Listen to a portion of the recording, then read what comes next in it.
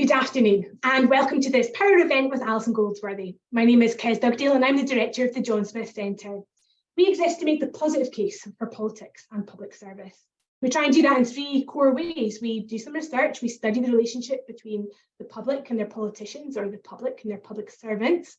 We also run a variety of different internship and development programmes designed to break down the barriers that many people face accessing careers in public life. And we also do a decent amount of advocacy work, including with events like these Power Hours. And the theme of this year's season of Power Hours is Women in Public Life. And today's event is the first in a series of events that will take place throughout the year. So we've asked Alison to join us today to help set up the series, looking at how polarised politics has become and what we can do individually or collectively to address that.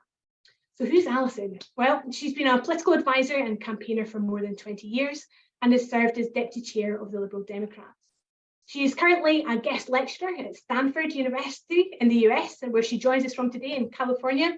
And she teaches in their graduate business school and advises their conflict and polarisation lab. We'll hear more about that in a little bit. There's a whole lot more to her biography, and if you've joined our events before, you'll know that we like to start by getting to know our guests a bit better. So I'll shortly let her tell you some more about herself in her own words. You can shape today's conversation that's coming by posing your questions in the Q&A box at the foot of your screen.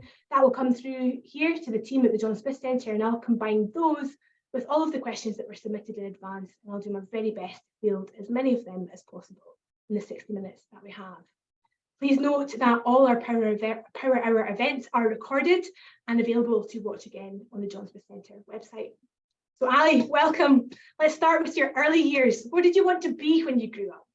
Oh, this is how I sound like I've got gravitas. I wanted to be an international 3-day event rider and a part-time prime minister. And I feel like I want to punch my 9-year-old self in the face just for that answer. But it's truthful. That's what I wanted to be. And I wasn't really, good enough for horse riding to make it to any significant standard.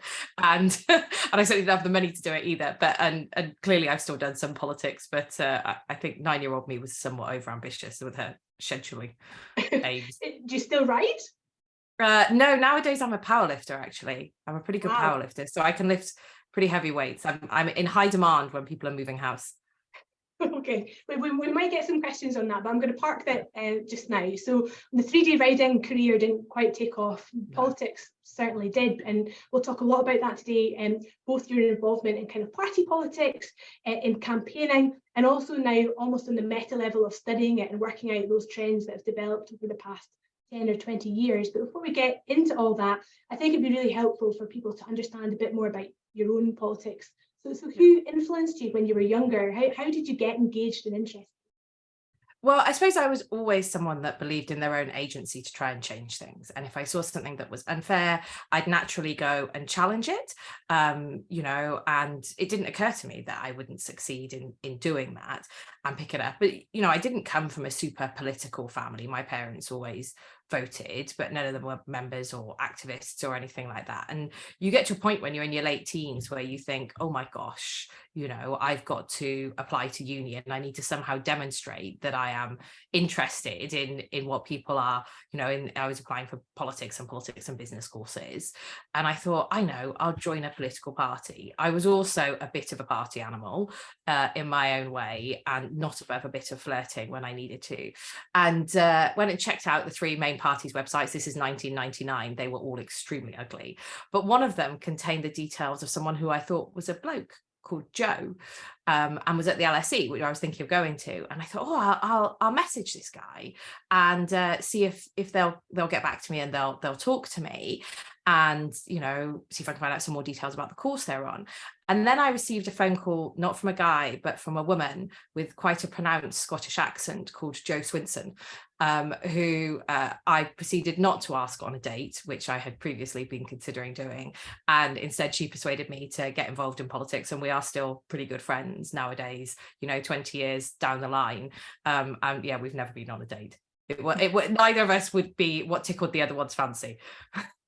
Okay, well, we might come back to talking about Jo, because she had a very specific experience in public life, was a huge figure in UK politics for a long time, and then faced some very gendered experiences at the tail end of that. So let's see if we end up there, but we've still got a bit to go in your early years, if you don't mind, Ali. So you mentioned going to uni there, but you didn't say what you studied. Was it always politics, or what did you do?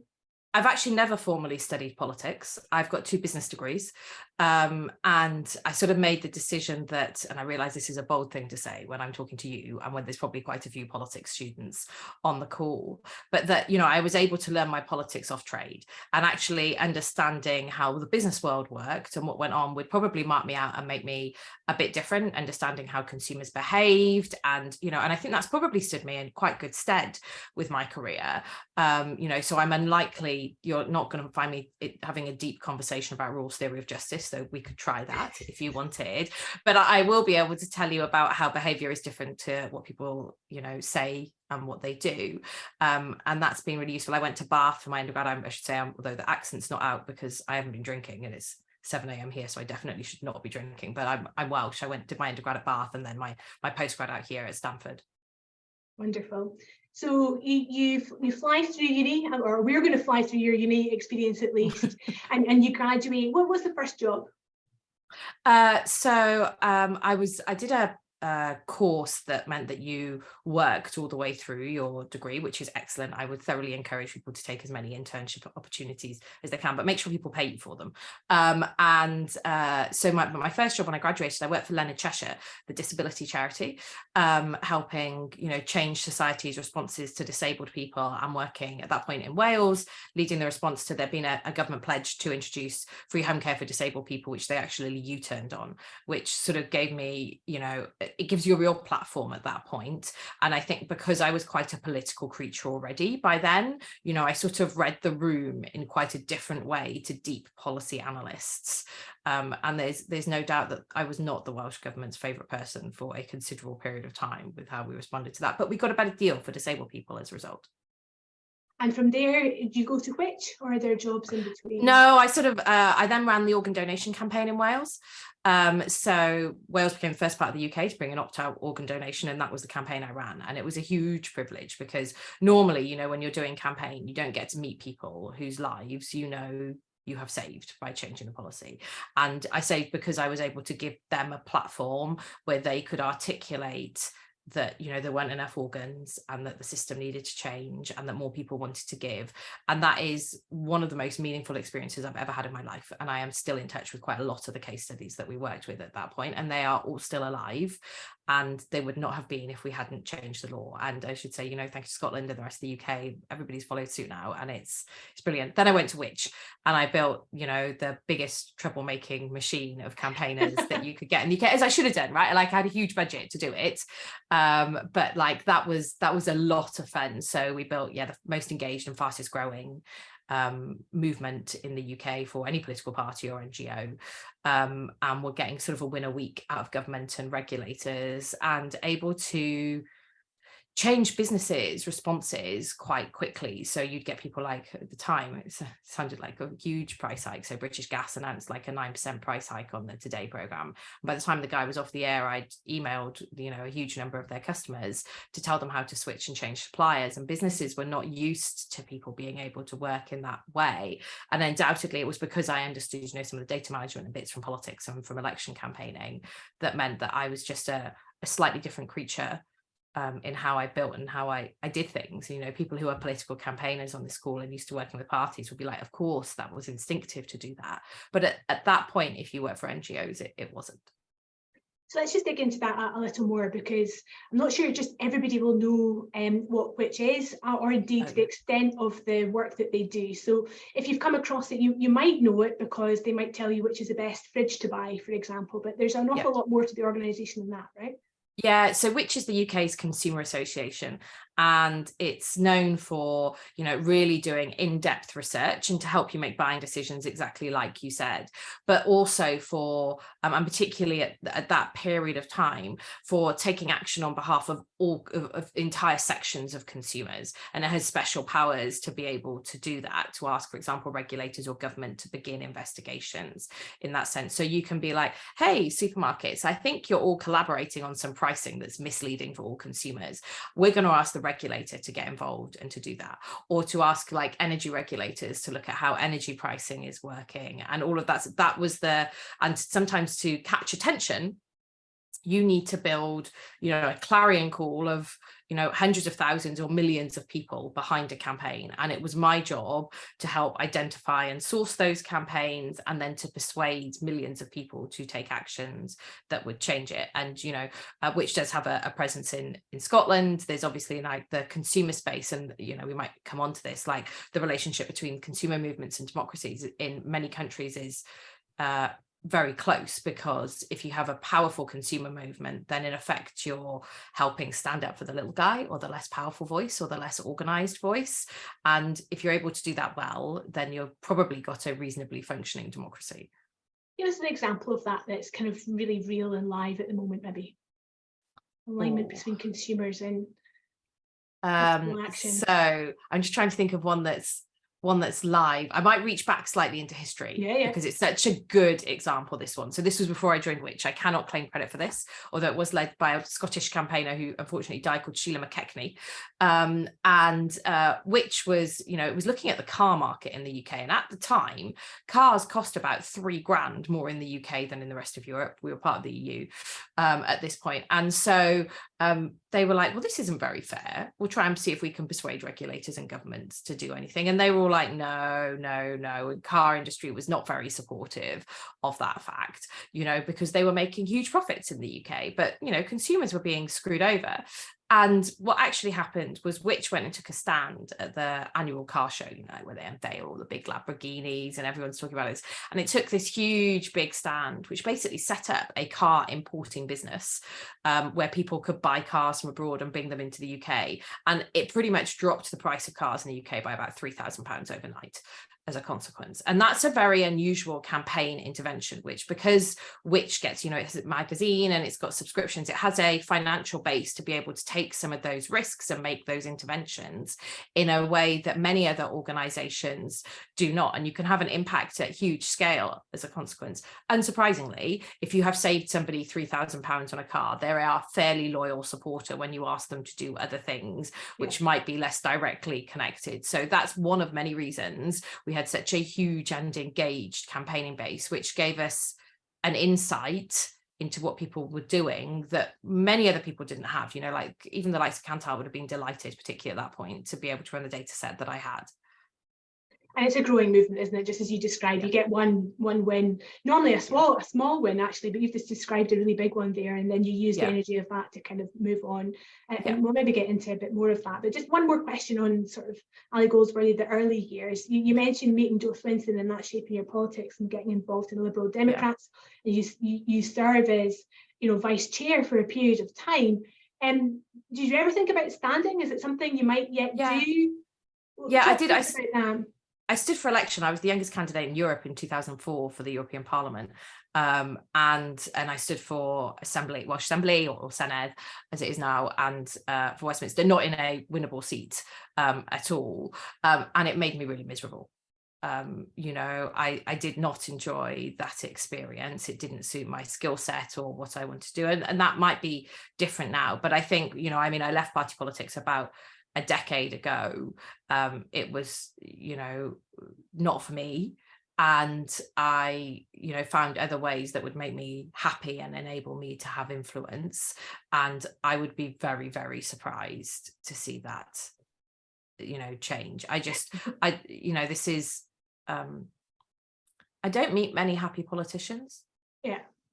And it takes its pound of flesh out of you. And well, you know, it's dawn morning in California, and people will see, you know, I have a young family, and my husband and my son are more important to me than, you know, being elected or doing things that way. And you can have more influence, I think, through other routes, as I probably described. You know, the role at Rich was probably more influential than many backbench MPs, to be honest with you.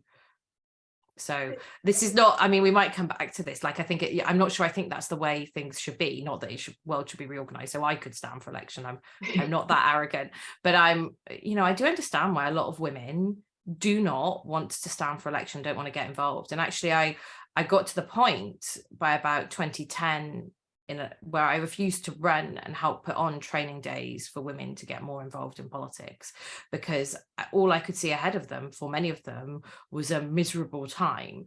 And, you know, one of the most telling studies that I've seen in recent years, a guy called Florian Flues at LSE did an experiment in Austria, where he, you know, got women who'd been elected, like you, Kezia, to talk about, you know, he did it in some cases to talk about, well, yeah, you should get elected. Yeah, it makes you really powerful. Yeah, you can bring about change. And all of these things are, of course, true.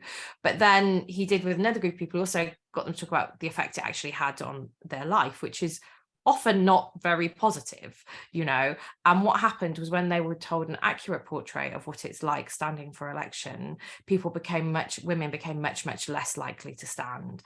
And, you know, I think that's a real challenge for a lot of those groups who are trying to bring about a more balanced parliament, is how do you do that? And how do you make this a job that is in any way appetizing? But also, if you don't bring in a more diverse parliament, then that's not going to happen on its own, you know. But I think there's a huge talent hemorrhage from politics as a consequence. And we would 100% agree with that without question. In fact, that's the inspiration and the driver behind this very specific series. And you're right to say that it's not for everyone, and we wouldn't argue that, you know, everybody should want to do this at some point in their life. But I think there's a growing trend of women really desperately not wanting to do it because of the experience they've seen other people go through, right across the political spectrum, right across the age range. In fact, we've seen evidence, and it's detailed in Isabel Hardman's book about why we get the wrong politicians, that the main driver as to why women won't stand for political office is because how they'll be treated online, or all the other dark sides to the job. So I guess what we're trying to do in this series, and what you've done so openly and so honestly, is really open a door to the reality of what it's like to stand. And it takes us really into some of the issues in your book. Look at that as a segue, just seamlessly in that direction, because it is getting worse, and it's getting worse because of the polarisation of politics, the us and them, the in and out groups, and all of these issues which are at the heart of your book, which you've co-authored with your colleagues Laura Osborne and Alexandra Chesterfield. But it's called Poles Apart. I'll hold up a little copy here so people know what to look for when they're going to buy their copy after today's event. Just tell us, why did you decide to write this? And what's your main analysis of how politics has changed, become so much more tribal in recent times? Yeah, so I should say, so Alex is a Tory and Laura is a floating / Labour voter, and we all work together at Which. Alex is a behavioural scientist and Laura is an expert on business engagement and comms.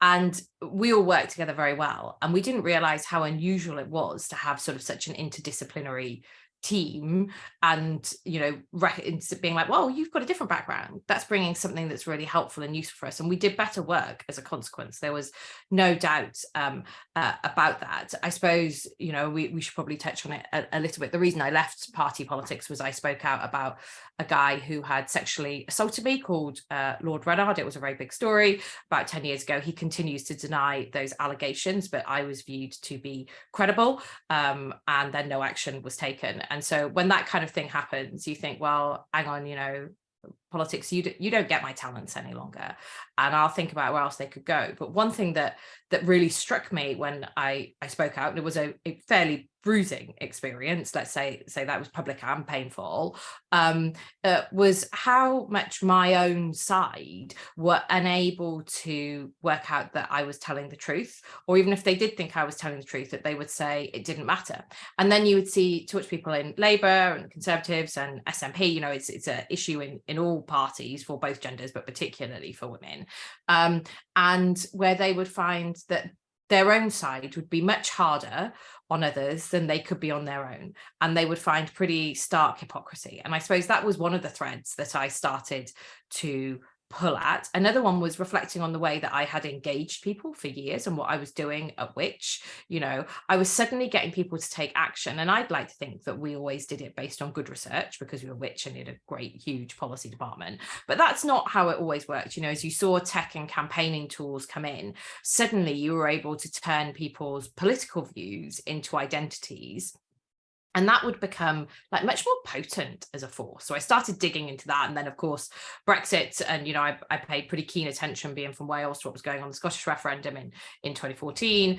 And then I was out here when Trump got elected. And all of these things sort of came together to give me a fairly unusual viewpoint and a set of experiences that could see how, as movements and technology were building, it's not just that it was, affecting how we interacted online, that it was affecting our ability to accurately assess our own groups and to assess others. And what was that going to mean for our democracy and how we stay together? What was that going to mean for business when they were suddenly, in a very polarized society? What would it mean for employees or how people live together? And that was the genesis for the book, was to try and understand that phenomenon, see where it was going and what we could do about it. And that was, a pretty chunky brief. What began as a course at Stanford when I was a student there, I put it on with actually a fantastic Scottish Indian member of faculty there, turned into a podcast, which then turned into a global book deal. I am one of those people that happened to. And now I get to say I share an agent with Michael Caine and other things. And I am sure Michael Caine does little else when he's in interviews than tell people that he shares an agent with me. But yeah, that's what happened and where the book came about. And we wanted it really to be something that was useful for people, that would be rooted in really decent academic research, that wouldn't just be like, oh, I've spoken to some stories about people and this is how we could nicely bridge divides, but what actually works and what actually doesn't work and what's the environment that those work in. And they tasked us with writing a book that would last for 10 years, and that is exactly what I think has happened. It's turned into a course at Cambridge now as well as at Stanford, and there's lots of things spiraling off it, including a business that I now run. So it's more than useful as a text. It's a compelling it's a compelling read, and it hits that sweet spot between something you can read from beginning to end and also use as a reference. You can sort of dive in and out and read about the specific aspects of what you're interested in. There's lots of US politics in here as well, so if there's anybody watching on the call that wants to ask specifically about what's happening stateside, then please feel free to type your question in at the bottom of your screen. But I should say So the reason there's so much US politics, and this is a point I would make because you're an academic institution, is so much of the research that happens on polarization happens out here and it doesn't happen elsewhere. And I say because Scotland and understand how polarization manifests in a different way. And, the world is not... America's quite a unique political environment, and actually it can overly dominate then the lessons that people pick up from elsewhere. So if anybody's interested in collaborating on research or anything like that, I am mad keen to talk to you. I mean, that's very well said, and it's stark actually how little research there has been on this within the UK. In comparison to what is a clear demand for it. Well, but not just a clear demand, an opportunity for learning. Yes, right? How do you begin to take the heat out of a situation? What happens if you're a business and you've got a team that's like suddenly quite divided on politics? How does that affect performance? How can you help them with that? There's just huge voids that people haven't really looked at. Yeah. So as a book, and I saw one review describe it as a mix of psychology, anthropology, and political science. And I think that's quite fair. I think it does all of those three things, but it is an assessment of just how polarised we've become. So just specifically, if you could start with the UK and then we'll dive into Scotland. How distant are we from each other? So we are pretty distant from each other. As a general trend, the UK is getting more polarised and polarising on partisan-ish lines. I mean, how it manifests differently, so the Brexit divide, which was very salient, so front of mind for a long time, that's actually slightly receding in many places, and instead you're getting back to more of a traditional, at least in England and Wales, divide between Labour and the Conservatives. In Scotland, that manifests in a different way, clearly, generally between nationalists and unionists, though not always. And I should say, when I talk about polarization, we shouldn't think of this as, oh, we disagree on an issue. on the whole, you know, like, oh, you have one view on free trade and I have a different view on it, or even on abortion. It's about when it becomes an identity and when it becomes something that people consider they are, rather than something they believe. So a really good thing is, you know, I mean, I was a Remainer. I still am a Remainer. I'm probably just about a unionist, just about, you know, but I am saying I am, not I believe, you know, and at that point, that's a really good shorthand for when it becomes an identity. And when it becomes an identity, it becomes much more personal. And this is a very loaded term to use, so I wouldn't use it in an academic sense, but it can make you much less rational. It can make it much harder to weigh up evidence, because, you know, different parts of your brain get triggered in a different way as a consequence. So you touched on Scotland there, but you've got some new data, very specifically about polarisation in Scotland, and this is an exclusive, is it not? It is an exclusive. So nowadays I work for Accord, which is part of the MHP group. I lead that work, helping people understand conflict and polarization. And we did some work asking people, you know, which parties they like and which parties they dislike, and you measure the distance between them. That's a very common way to look at polarization. And one of the things that became quite obvious, you know, I mean, you know, people who were SNP supporters really liked the SNP, and people who weren't generally were a bit more ambivalent. There was quite a lot of hostility to the Tories, especially in Scotland. But one thing that stuck out to me when I went through the data literally yesterday was that people in England were surprisingly hostile to the SNP and quite disliked them. And some of that, you know, you would expect people to feel ambivalent about a Scottish National Party if they are English as their identity, you know, and the same in reverse.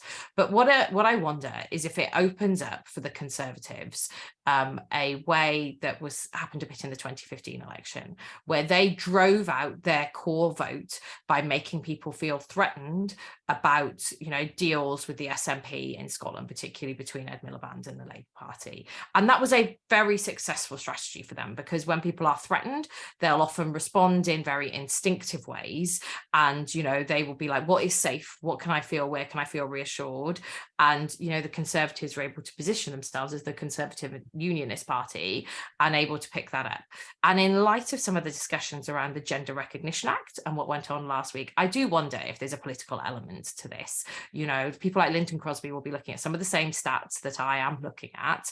And if they're thinking, hang on, can I drive out my vote by picking an argument with the SNP, aside from the many constitutional elements of it and some of the stuff around, you know, women's rights? Like, is there a political element to this? And I think the answer, it should be an undoubted yes. How strong a part that is of Rishi Sunak and other people's views is, you know, something that they'll be able to talk, or is up for debate. But I think people would be right to consider that people might be playing into polarization when they're picking that argument. And that's, you know, people sometimes, I should add an important caveat. Some polarization is a really good and healthy and normal thing. Like, you know, voter choice matters, a distinction matters, robust debate matters. The problem is when it spills over significantly into other parts of life, if it makes people more likely to believe someone has they've committed a sexual assault or not, if it changes how you hire, if it changes who you live next to, you know, like that becomes a really big problem with polarization. But some is really normal and healthy, and so is its ebbs and flows. So, you know, it can be quite easy for people to take my words and be like, oh my God, you know, the Conservatives, they're just deepening polarization with how they're approaching this. Well, there is undoubtedly a legitimate constitutional question to try and be settled within this as well. But do I think there'll be a fringe benefit of some political dividend for them? Yeah, I suspect they're hoping for. So there's so much in that, and we're really going to have to really dive into that a bit deeper. And you're absolutely right. I mean, I was the deputy leader of the Scottish Labour Party in 2015. At that time, I remember distinctly the posters of huge posters of Nicola Sturgeon with Ed Miliband in the pocket. And I think pretty much any political analyst will say that was a very successful strategy. Very effective. Communicated. And it's interesting to hear you say, well, they've learned from that, they're building on it, they're finding new ways to land the same message, though. I think I've got maybe at least 3 questions based on the last. Go for it. Oh gosh, go for it. Let's see, I should say, I mean, I realise there are many people on this call who have much deeper expertise on Scotland than I do, you included in that. So, you know, let's see how I can talk about the psychological processes and our stats, and then we'll see where we end up. I'm not even sure we're talking about Scotland. I think we're talking about political strategy and human nature and perhaps political climate that's increasingly, and you can tell me whether you do think it's increasing or not, tapping into our insecurities and our vulnerabilities. So let me put it this way. So I have a view that it's populism that is at the root of a lot of this polarisation. And what I mean by populism is a sense that increasingly political leaders tap into our fears and our angers and our emotions and find ways to articulate that through their political messaging. And I think that's far more prominent now than it was 10 years ago. But that is just a feeling for me. Am I right? Is there any evidence around the degree to which politicians are tapping more into identity, emotion, anger, feeling than before? Well, I think there's always a slight tendency to look back on rose-tinted spectacles with your own, and I like to think that I always behaved in a great way when I was involved in politics, and I'm certain that's probably not true. I was a Liberal Democrat, which basically meant we weren't good enough at winning anything to do stuff on our own, so you had to kind of be nice to everybody. Apart from by-elections, you were pretty good at by-elections. I am. I can be a totally ruthless when it comes to that. Yeah, and still retain an ability to think in that way. But I think there is undoubtedly some truth that the general climate has become more polarized and more hostile. The thing is that polarization sort of begets further polarization once you hit to a certain stage, because it rewards you. Like, you think, well, how do I get out my core vote? Well, I play to them a bit more. Or how do I depress the other party's vote? Well, I do that and I expose these things. And, that can be what happens. And then, once people start, for example, once it becomes really useful for a business to be like, well, it's a really good marketing strategy. I can identify a really good segment of who I'm talking to based on their political affiliation. Then you start to get other people reinforcing it. When you get to when technology enables people to talk to people relentlessly across many channels all of the time, not just at elections when you would naturally expect polarization levels to increase for a good reason. People want a choice and a distinction between what's going on. That can become a really big issue. People often ask me if we are the most polarized we have ever been and the answer to that is no. My publishers would love me to say yes, I would sell a lot more books if I did that. And there's people out here in the US who do it. But, we have previously fought wars. Things have become violent. I'd say that's pretty ignorant of history if you think that the most polarized we are is where we're at now. Does that mean that we're in a good place? No, it does not mean we're in a good place. Does it mean that the chances of violence increase? Yes. Again, I think, we're a long way from that point. There's still a lot of norms of behavior and institutions that act to safeguard us. But, as the more you rely on those and politicize those, you can end up in quite a slippery slope quite quickly.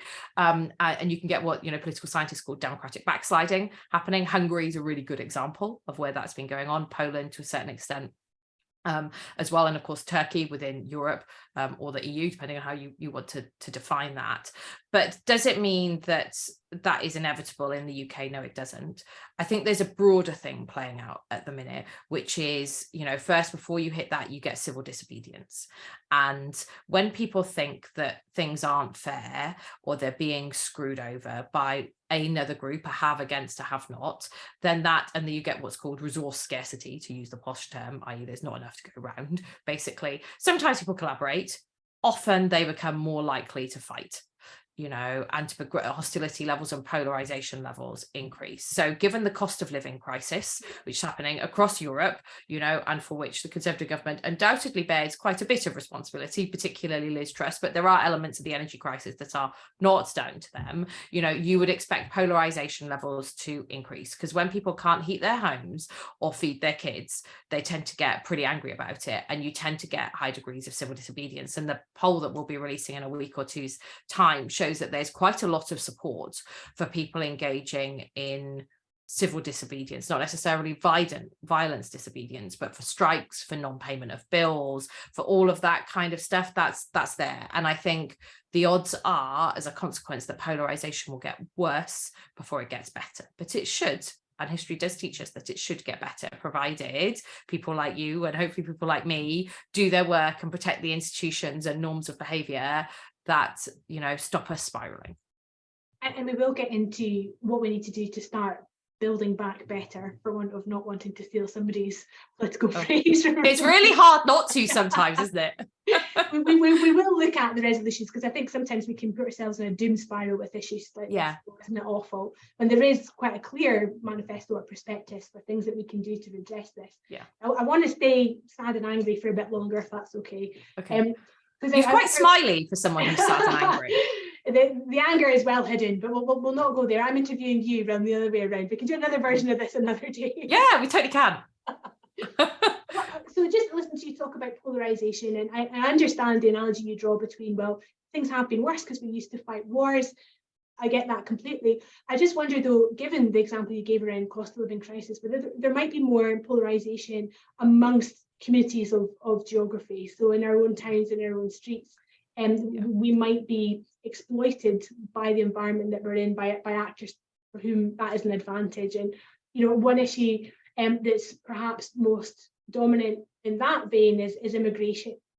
And I just wondered if you could talk a little bit about this agenda and polarisation, the context of immigration, where we have in-groups and out-groups, and the environment where we're expected to discuss and address serious issues like immigration.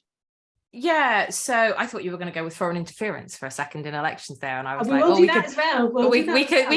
we can go there, because not all actors have Russia Today has got a lot to answer for, I think, and under considered the damage that it's done. But yeah, so immigration, I suppose, in a nutshell, it depends on how, if you think of the group and the place where you live as like people like us, people like me, and that can change hugely who you consider people like me. Like I grew up in rural Wales. I have to tell you, most people there were white. And I remember going to play, and most people there were some form of Christian or nothing, or Quaker like I am, and or they would and so I didn't experience going to mosques or gurdwaras or anything like that. One thing I'm extremely grateful for the community that I grew up in was that it made me curious about those, and I grew up in a place of reasonable plenty, so, but it was like, oh, you're not like me, I'm curious to learn more about you. And I'm certain that that's because it came from a place of security and the example that my parents and the community set me. But if you are feeling threatened, or if you're struggling to pay your bills or whatever else, and people who are not like you show up, then inevitably what your brain tends to do is be like, oh, you're not like me, oh, this could be a threat to what's happening, like, oh my word, I should try and protect against that. And that mechanism can become very polarizing very, very quickly. And it's not based necessarily, I mean, if you want to be uncharitable, you could say it's race-based, because if your group like you is all white, how are you feeling about that? But that's often not the, and there's definitely elements of racism, of course, that play into the immigration debate.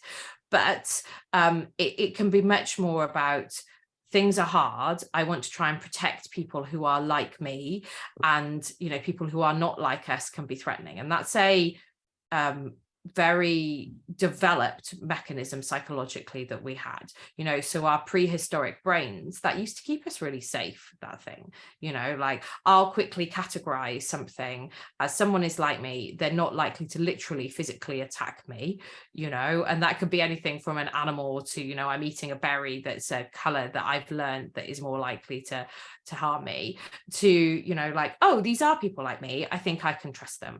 And it's that prehistoric brain process that's going on that can be leveraged for ill when you see people who are not like you and become hostile to them and resentful to them. Now, there are things that can get over that, and I'm aware in Scotland that there's the immigration debate there can be much more, a bit like out here in the US actually, an engine for economic growth because of the aging population, and what's going on. So there are things you can do to get past that, but it can make you quite vulnerable to exploitation, and exploitation by non-benign political actors who will seek to polarize you. And one of the other things that happens with polarization is people are not very good at changing their minds or admitting that they got something wrong. Even if they change some of their behavior, admitting you got something wrong can be really, really tough. We were in a whole, that's the podcast that led to the book, was asking people that question about a time they changed their mind on something and why. And that's the thing, once you've got someone to take a position, and particularly to take it publicly, it becomes much harder for them to row that back. And that's what I worry about with the combination of politics and the way people can mobilize now, that taking a public position can be changing your social media status, can be putting a ribbon on your Twitter avatar or something like that. You know, it's and the ability for micro donations and things like that means once you give money for something, you're again more naturally allied to it, and it becomes more of your identity rather than just a position you hold. So yeah, I could talk about this for a really, really long time, but I'm hoping that answers your question in some ways and how it can play out in immigration.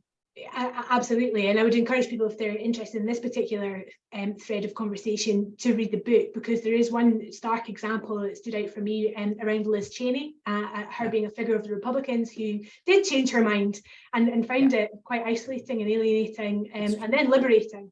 But we'll talk a bit more about this when we get to the point around resolutions, what you can do to address this. But one of the clear things you say in the book is you have to make it easier for people to change their minds. You have to create a space and allow for that movement. We'll get into that in a second or two. We do have about 20 minutes left. I want to cover with you in that time social media, because it'd be remiss of us not to talk about the role that plays. I would also like to talk about cancel culture and whether it's inevitable, if people can be forgiven, if there's roots back, what that might look like. And then we will spend some time talking about the resolutions and how we build on from here. So maybe let's just go into social media first and foremost. I'll let you tackle this any way you want to. I appreciate there's also live debate in the US this morning about the prospects of Donald Trump appearing again on Facebook in particular. I read a series of tweets from Facebook Vice President Nick Clegg. I'm sure he did something before he worked for Facebook, and kind of warming the United States up to the prospect of this happening in the next couple of days. It'd be interesting to hear your thoughts on that. But I was in London at the weekend with a pretty senior political strategist who said to me, over a glass of wine, he is utterly convinced. He can't prove it, but he's utterly convinced that he thinks there is coordinated, well-funded social media attacks on centre ground or centre-left progressives right across the globe, all by one or a number of senior forces. And he would say, if you look at what happens to Macron in France, to Trudeau in Canada, recently to Jacinda Ardern in New Zealand, there are themes, there are threads, there's a trend there. Is he right? I think he probably was right. I think he may be less right now than he was, because social media companies in traditional closing the stable door after the horse has bolted have made it much harder, though not impossible by any stretch, for people to do that work, and certainly through paid advertising to do it. There's, definitely, as you get sort of what's called channel proliferation in the trade, where, there's, it used to be that people read a few papers, that they watched a few TV channels, and maybe they use 2 or 3 social media platforms. That has changing quite profoundly now, with more people using Snapchat and TikTok, and how they use search engines and all of that. So I think that environment is changing. But yes, in essence, they've got a point, that strategist you were talking to. And social media more broadly, how much is that feeding this polarization that we're witnessing? So one of the things with polarization is we like to pick out a baddie, and it's really convenient for us to have a baddie, and that is rarely ourselves. I have to be honest with you. We tend to think that we are good and virtuous people wherever we sit on the political spectrum. Obviously I like to think that's entirely correct in my case. It's probably correct about 80% of the time. So social media companies are a real scapegoat. So I just, let's quickly look back in history. We have polarized before when social media companies did not exist. So it would be really lazy to just presume that they were the reason for what is going on. However, they give a huge platform and opportunity to accelerate what polarization happens, and to develop this concept of what's called false polarization. So the effect of social media platforms is generally, because the most polarizing and engaging content gets prioritized in algorithms, you see more extreme versions of the other side, and that becomes the stereotype that you hold of them. And so you think, well, it's not worth me talking to those people. There's no middle ground. We don't share any issues in common. There's no way that we can do that. You just get angry with people. And people talk a lot about echo chambers, and you only hear from people like them. There's actually not much evidence for that. And part of the reason for it is people are so provoked by things that they disagree with. So if you're a Guardian reader, which I'm sure there may be a couple on this call, think about how many times you've been like, oh my God, this Daily Mail column is outrageous. You have absolutely consumed content that you disagree disagree with and are not necessarily living in an echo chamber. And you probably also go down your local shop and meet people with a different political viewpoint and do things off social media. But like, that is the effect of it. Is it a polarizing force? Yes. The other dynamic, which is often underexplored, and to go back to your friend who's the strategist, is, you know, they've tightened the rules on this now, but you used to be able to build really big audiences off social media. So you could use like what they called lead gen advertising to get email addresses or phone numbers, or to collect micro donations through, let's stick with Facebook, but you can do some of this on some of the other platforms as well. And then suddenly you're able to contact people through means which people aren't observing or aren't watching at all. So Donald Trump did much more of his mobilization work for the January 6th, you know, well, the riots. Let's not like be about the bush on this. And I'm using Donald Trump deliberately, not the Republican Party here, because there is an important difference there. Like, he did that organizing happened much more by text message, not WhatsApp, because it's America and they can't use it for reasons I don't understand. But like, they through text message and by email, that was how they got their red meat out to people. And there was no content moderation by that point. There was no one on Facebook, so like they couldn't Facebook saying, hang on, this content's out of line. It was just all going straight direct to people as a much more mobilizing force, and asking them to keep donating, to show up, to turn out, you know. And there's a reason the January 6th committee went into that. So I think are often wildly understudied and underconsidered. I'll just add like one counterpoint, like, so you can't be like, oh my God, they're all the baddies and there's anything else. So there was a really interesting study in Bosnia, done in Bosnia and Herzegovina, or in Bosnia actually, looking at around the time of the Srebrenica massacre. So you would expect, or the anniversary of the Srebrenica massacre, you would expect at that time for people's like faith-based identity to be particularly pronounced, you know, or for their national identity to be particularly pronounced, because, you know, there was a genocide which went on against Bosniaks in particular, that was faith and gender-based, committed by some parts of, you know, or mainly by Serbs.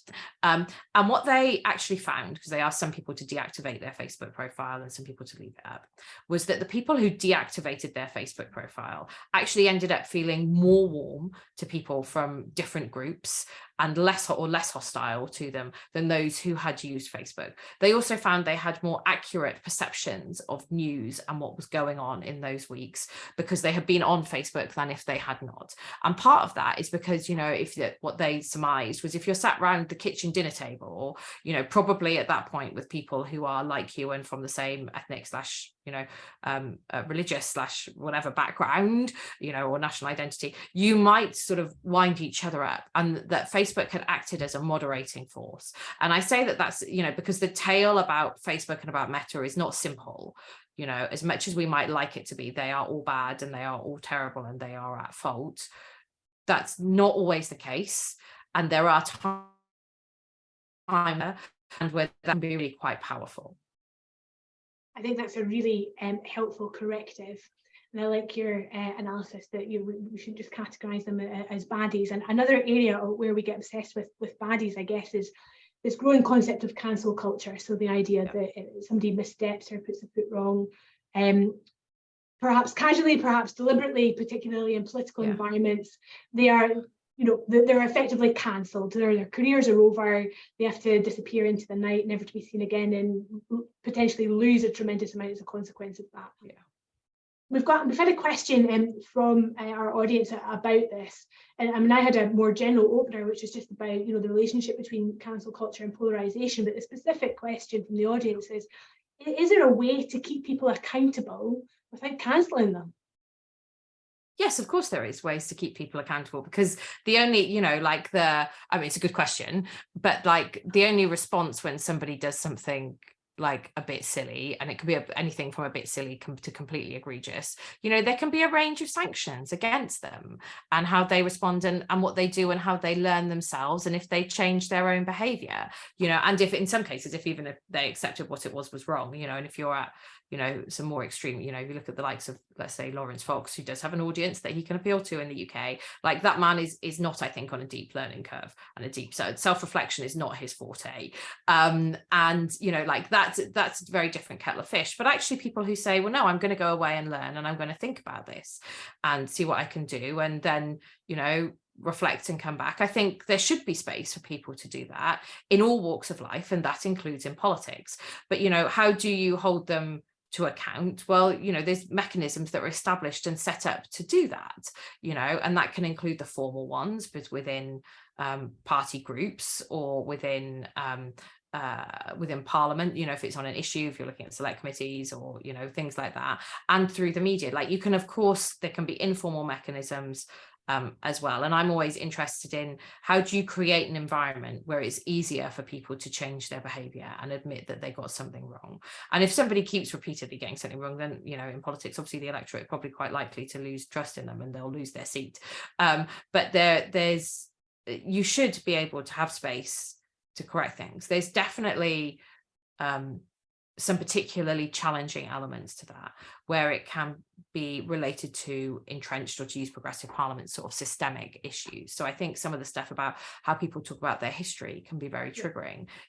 What do you do with somebody who can't respond, or where they're families passed on? So let's look at roads and the debate that Oxford is having around that. And I can see why it's really challenging and very difficult for them. I think one of the big challenges that people like Oxford have, and I'm aware that there's some institutions in Scotland that are having to have the same debates, and we certainly are out here in the US, it's happening at Stanford as well, is, they were very bad at predicting and seeing this issue coming down the line. And actually, if people had proactively taken a stance maybe 10 years ago and begun talking differently about their history, they wouldn't find themselves in quite the position that they are in now. And I think that there's often a lack of acknowledgement, and I would definitely hold my hands up to it, that I didn't always think in as broad a way as I should have done when I was representing things, or think about the stories that we told and who we excluded, actually. And I think it's right. I am a better person for being held to account for those things.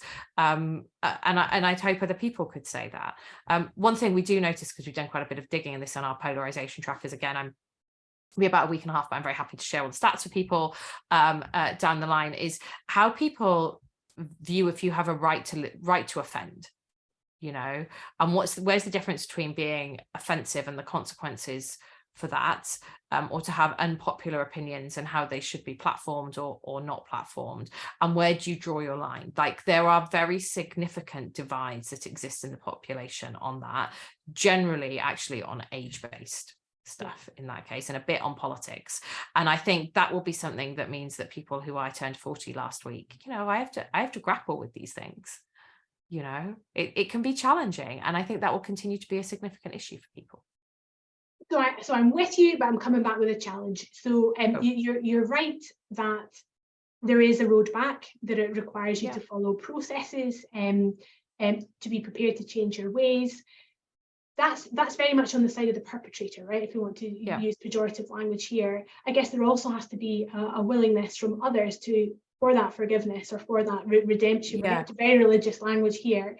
And that really takes us right back to really what I think is at the heart of your book, which is about how you challenge this polarizing culture that we're all living through, and what we can all do individually and collectively to do that. So we have about just under 10 minutes left, and there's a couple of questions from the audience that I do want to squeeze in at the end, which are going to leave us on a high. But just very specifically, when it comes to what we can do, in your book, pages 220, 221, there's bullet points summarising points that are made throughout the book about what we can do. I'm just going to put the first three to the audience and then invite you just to say or reflect on those and how you got there.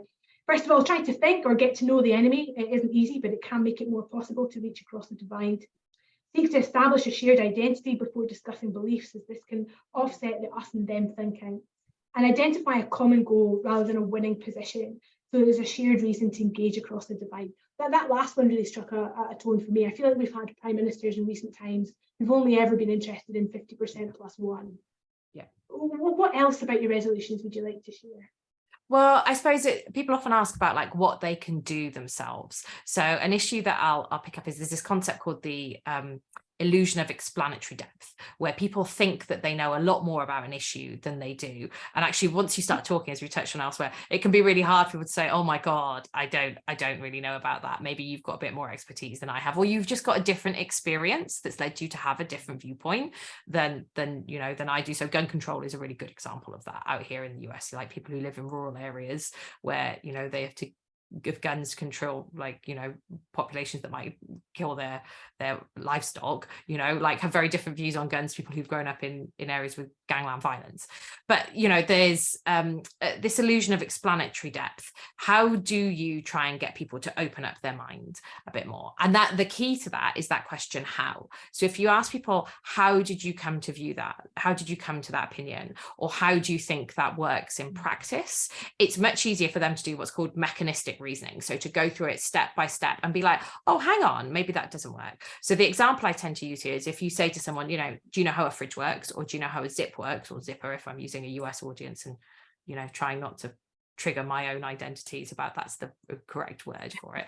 But, you know, people will say, of course I know how a zip works. You know, you just pull it up, you know, and then you say, well, tell me, like, exactly how does it work and how does it happen? And they'll be like, oh, well, you get that bit and you put it in the other bit that sometimes you miss. And then, you know, you start pulling up and there's teeth and you're like, but how do the teeth interlock? And what goes on there? Explain to me. And you'll suddenly find people will be like, oh, actually, maybe I didn't know that. And one of the key things for depolarizing is to get people to just let go of the fact that they know everything about it, and there might be things that they don't know about or experiences that they haven't had.